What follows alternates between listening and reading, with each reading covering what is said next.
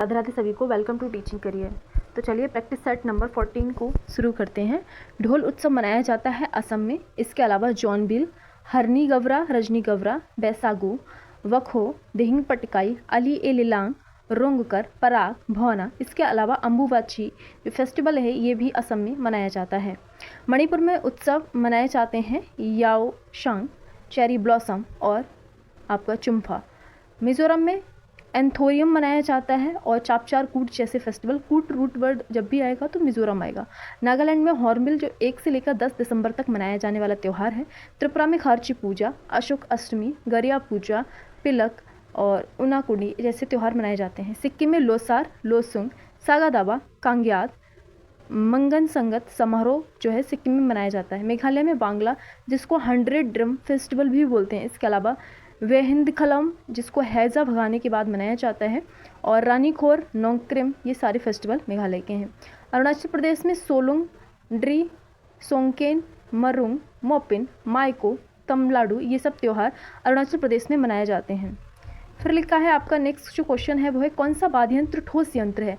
तो घन वाद्य यंत्र में आते हैं। घन वाद्य यंत्र में कौन कौन से आते हैं? मंजीरा, तरंग, जल तरंग, चिमटा ये सब हैं जो ठोस होते हैं। तत्ववाद में आएंगे वीणा, सितार, सारंगी, वायलिन। अवनद में आएंगे आपके ड्रम, तबला, मृदंगम। ठीक है, जिनमें ताल सी आती हो, ताल बजती हो, दैट इज अवनंद। शुशिर वाद्य यंत्र में बांसुरी और सहनाई आते हैं।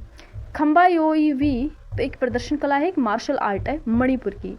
इसमें 2 पार्ट हैं, सरित सरक और थंगटा। सरित सरक क्या होती है? निशस्त्र होती है और थंगटा सशस्त्र होती है, यानी कि इसके पास आर्म होते हैं, ये इसके पास आर्म नहीं होते हैं। मणिपुरी की जो मार्शल आर्ट हैं ये सारी, अगर हम बात करें खम्बा की तो ये मेल से संबंधित है, थोई भी फीमेल से संबंधित है। मार्शल आर्ट की जर्नी कलारी पैट्टू को बोलते हैं जो कि केरल में परफॉर्म की जाती है। स्काई आपकी झारखंड की हो जाएगी। मलखम एमपी की मार्शल आर्ट है। गट्टिका पंजाब का है और पाइका ओडिशा का है। स्टैचू ऑफ लिबर्टी जो है वो न्यूयॉर्क में है। 1886 में ये बना था।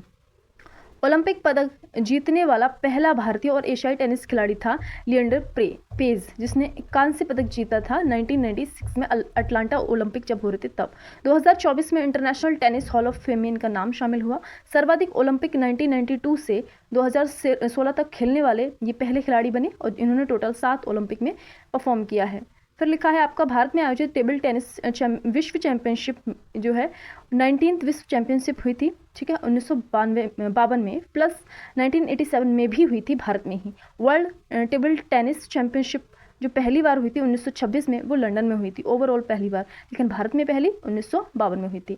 गेंद का वजन इसमें होता है टेबल टेनिस की 2.7 ग्राम। टेबल की जो लंबाई गुणा चौड़ाई का जो अनुपात होता है 9x5 फीट होता है। नेट की ऊंचाई होती है 6 इंच। टेबल की जमीन से ऊंचाई होती है 76 सेंटीमीटर और टेबल टेनिस हेडक्वार्टर लुसान में देखने को मिलता है। टेबल टेनिस ओलंपिक में शामिल होता है 1988 में। टेबल टेनिस का आविष्कारक डेविड फोस्टर को बोला जाता है। रिसेंटली 2025 में 58th नंबर का टेबल टेनिस टूर्नामेंट हुआ था दोहा, कतर में। फिर लिखा है आपका the Buddha and his Dhamma, ये किताब है वी.आर. अम्बेडकर की। इसके अलावा the Indian struggle Subhash Chandra Bose की किताब है। The economic history of India R.C. Dutt की किताब है। ठीक है, एनहिलेशन ऑफ कास्ट 1936 की ये किताब है। Who were Shudras, waiting for visa, partition of India और रिडल्स इन हिंदुज़म, ये सारी किताब वी.आर. अम्बेडकर की हो जाएंगी। फिर है स्वराज दल। स्वराज दल के बारे में 1992 में इसके जो है नींव पड़ी थी गया अधिवेशन में और 1 जनवरी 1923 को इसे बनाया जाता है। इसके अध्यक्ष थे C.R. दास, जिन्हें देशबंधु उपनाम से भी जाना जाता है। महासचिव थे इसके मोतीलाल नेहरू। पहला अधिवेशन प्रयागराज में हुआ। इसके और भी मेंबर आयंगर विट्ठल भाई पटेल भी थे।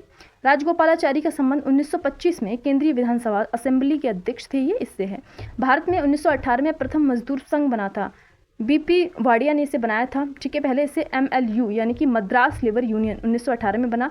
बाद में 1929 में Indian trade union federation VV गिरी ने बनाया था। अखिल भारतीय ट्रेड यूनियन 1920 में बना था। इसके अध्यक्ष थे लाला लाजपत राय। फिर लिखा है हिंदुस्तान रिपब्लिकन एसोसिएशन HRA 1924 में बनता है कानपुर में। फिर बाद में इसका नाम HSRA हो जाता है, हिंदुस्तान सोशलिस्ट रिपब्लिक एसोसिएशन। 1928 में फिरोज शाह कोटला में इसे बनाया जाता है। भगत सिंह 1926 में इन्होंने नौजवान भारत सभा को बनाया था। काकोरी एक्शन होता है 9 अगस्त 1925 को, जिसमें HRA के संस्थापक कौन कौन हैं? तो इसके हो जाएंगे संस्थापक सदस्यों में राम प्रसाद बिस्मिल, जोगेश चंद्र चटर्जी, सचिंद्र नाथ सान्याल। HRA बाद में HSRA हो गया था, जिसको अभी हमने पढ़ा। फिर लिखा है अनुशीलन समिति मार्च 1902 में बनती है, पी मित्रा प्लस वारिंद्र कुमार घोष। और ढाका अनुशीलन समिति बनती है, पुलिन दास ने बनाई थी 1905 में। राज्यपाल का कार्यकाल राष्ट्रपति के प्रसाद पर्यंत होता है, और इसके लिए जो आर्टिकल है 153 है। और राज्यपाल जो है एक राज्य से अधिक राज्यों के लिए भी हो सकता है। इसके लिए कॉन्स्टिट्यूशन अमेंडमेंट किया गया था 7 नंबर का 1956 में। राज्यपाल अध्यादेश जो शक्ति है वो 213 में है। क्षमादान पावर 161 में है। अगर हम बात करें, एक अपवाद भी है, यानी कि क्षमादान तो कर सकते हैं ये, लेकिन 2 अपवाद क्या हैं, कोर्ट मार्शल और मृत्युदंड को ये माफ़ नहीं कर सकते। मुख्यमंत्री की बात करें तो विधानसभा में बहुमत दल का नेता होता है और इसकी नियुक्ति जो है गवर्नर करता है। 166 आर्टिकल है, इससे राज्य की सरकार के कार्य इसके नाम से हुए माने जाएंगे। आर्टिकल 166 राज्यपाल को सूचना देना ये सीएम का कर्तव्य होगा, आर्टिकल 167 के तहत। फिर लिखा है जोनल रीजन काउंसिल के बारे में, जो हमारी क्षेत्रीय परिषद होती है उनके बारे में। नॉर्थ में अगर बात करें तो इसमें कौन कौन से राज्य आते हैं, नॉर्थ रीजनल काउंसिल में पंजाब, हरियाणा और राजस्थान, जिसका हेडक्वार्टर नई दिल्ली में है। सेंट्रल का हेडक्वार्टर प्रयागराज में देखने को मिलेगा, इसमें MP, UP, छत्तीसगढ़ और उत्तराखंड राज्य आते हैं। ईस्टर्न जो जोनल काउंसिल है, जिसका हेडक्वार्टर आपको देखने को मिलेगा कोलकाता में, जिसमें आते हैं झारखंड, बिहार, वेस्ट बंगाल और ओडिशा। वेस्टर्न का जो पश्चिमी है उसका आपको उसमें राज्य मिलेंगे गुजरात, महाराष्ट्र, गोवा, दमन एंड दीव, दादर नगर हवेली। इसका हेडक्वार्टर मुंबई में है। अगर हम बात करें दक्षिणी जोनल काउंसिल की, तो इसका हेडक्वार्टर चेन्नई में है। और फिर लिखा है आपका नॉर्थ ईस्ट का, जो सबसे नई बनी है, 1971 में बनी थी, 2002 में इसमें सिक्किम को भी शामिल किया गया था। इसका हेडक्वार्टर शिलोंग देखने को मिलेगा, मेघालय में। फिर लिखा है आपका आर्टिकल 371 के बारे में, जिसमें बहुत सारे लेटर्स हैं, यानी कैपिटल A जुड़ा हुआ है नागालैंड से, आर्टिकल 371 कैपिटल B जुड़ा हुआ है असम से, इसी प्रकार से C Manipur, D+E Andhra and Telangana से जुड़ा है, F Sikkim, G Mizoram, H Arunachal Pradesh, I Goa और J कर्नाटका से जुड़ा हुआ है। फिर लिखा है आपका इंडियन वेजिटेबल रिसर्च इंस्टीट्यूट का हेडक्वार्टर बनारस में है। Central temperate horticulture research institute Srinagar में है। Indian sugarcane research institute आपको देखने को मिलेगा लखनऊ UP के अंदर। Indian pulses research institute plus sugar institute भी आपको देखने को मिलेगा कानपुर के अंदर। सेंट्रल सब tropical horticulture research institute Lucknow के अंदर। नेशनल न्यूट्रिशन इंस्टीट्यूट हैदराबाद के अंदर। और नीरी जो है नागपुर में देखने को मिलता है। National environmental engineering research institute 1958 में ये बनता है। राइस के लिए रिसर्च इंस्टीट्यूट आपको कटक में देखने को मिलेगा। पोटैटो रिसर्च इंस्टीट्यूट शिमला में है। कॉटन रिसर्च इंस्टीट्यूट आपको देखने को मिलेगा नागपुर में। पाइनएप्पल रिसर्च इंस्टीट्यूट शोलापुर में। पीनट रिसर्च इंस्टीट्यूट जूनागढ़ में देखने को मिलता है। अगर हम बात करें गोल्डन रेवोल्यूशन, तो ये बागवानी से संबंधित है। और यहाँ पर देखने को क्या क्या है, पीली क्रांति का संबंध तिलहन से है, जिसके जनक हैं सैम पित्रोदा। लाल क्रांति के जनक जो है विशाल तिवारी हैं, जो संबंध रखती है मांस एंड टमाटर से। गुलाबी क्रांति प्याज झींगा से संबंध रखती है, जिसके जनक हैं दुर्गेश पटेल। प्रोटीन क्रांति नरेंद्र मोदी और अरुण जेटली जो है इसके जनक हो जाएंगे। क्रोकोडाइल ब्रीडिंग प्रोजेक्ट आता है 1975 में। एलिफेंट प्रोजेक्ट 1992 में। प्रोजेक्ट टाइगर 1993 में। वन महोत्सव 1950 में। कस्तूरी मृग के लिए 1970 में। वन्यजीव संरक्षण के लिए 1972 में। रेड पांडा के लिए 1999 में। और आप गिद्ध संरक्षण के लिए देखने को मिलेगा 2006 में। ये सारे प्रोजेक्ट हैं। फिर लिखा है आपका हिम तेंदुआ के लिए, स्नो लेपर्ड के लिए 2009 में आता है। प्रोजेक्ट डॉल्फिन 2021 में आता है। फिर लिखा है हाफ लॉन्ग हिल स्टेशन कहाँ देखने को मिलता है, तो ये असम में है। कुछ हिल स्टेशन है। मसूरी उत्तराखंड में है, ठीक है। और लेंसडाउन उत्तराखंड में है। कसौल हिमाचल प्रदेश में। सोलन हिमाचल प्रदेश में। डलहौजी हिमाचल प्रदेश में।